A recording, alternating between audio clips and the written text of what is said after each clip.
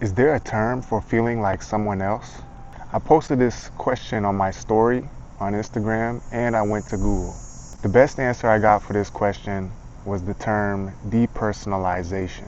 But as usual with my research into mental health, I was left dissatisfied. It describes the feeling as something that is wrong with the individual. And from my experience, it depends on who I feel like for me to categorize it as something that's wrong. If I feel like somebody that I respect, appreciate, and like, then I enjoy myself and I can even feel my confidence increase, which is one of the reasons that I'm dissatisfied because depersonalization doesn't mention any of this.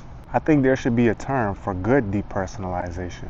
In fact, I think more of mental health in general should be viewed through a positive psychology perspective, which is the study of what makes life most worth living while aiming to comprehend and enhance positive experiences. Now here are my personal examples. Depression can feel good because I feel relaxed, and I'm less likely to care about trivial problems or trivial inconveniences. Anxiety can feel good because it arouses me to get something done. It arouses me to take action towards something which is meaningful and fulfilling. Psychosis can feel good because it moved me away from what was normal and moved me closer towards my dreams from my imagination. I even noticed that it helped me perform better in basketball because it took me from an external perspective, which is, other people can be judging you or you care about what other people think.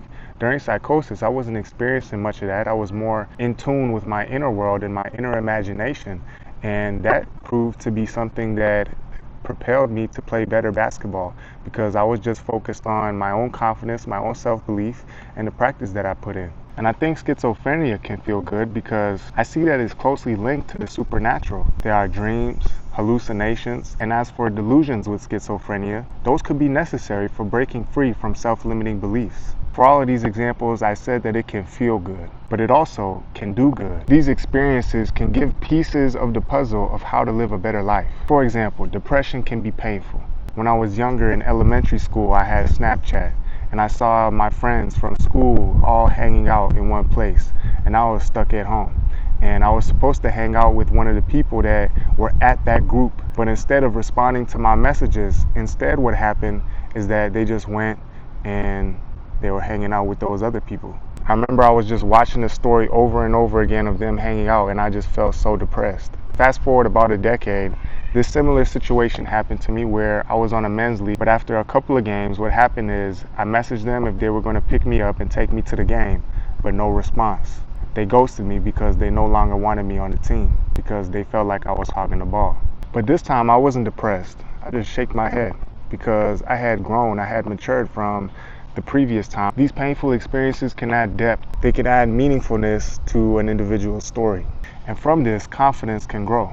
In conclusion, I believe a positive perspective must be included with mental health terms. This will balance the discipline and allow for better growth from people that research terms to better comprehend their experiences in life, or people that have already been labeled with certain terms, such as depersonalization or clinical depression. The power of positive thinking is well known. By siding with a positive psychology perspective, we can begin finding pieces of the puzzle to create a better life and to follow a road that leads to a better life. Keep getting better every day.